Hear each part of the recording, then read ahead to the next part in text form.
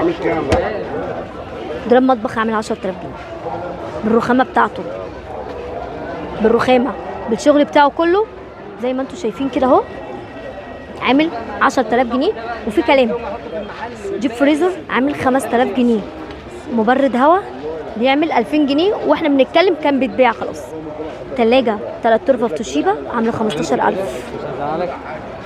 بس عشان ايه؟ بصوا كريازي تعمل 8. بصوا نيش. معانا تلاجة ديجيتال بتعمل 25000. الكلام ده كله موجود فين يا موجودي؟ موجود في سوق الجمعة باسكندرية. غسالة أطباق وايت ويل بتعمل 1500. في كلام طبعا. ومعانا تلاجة بتعمل 800 جنيه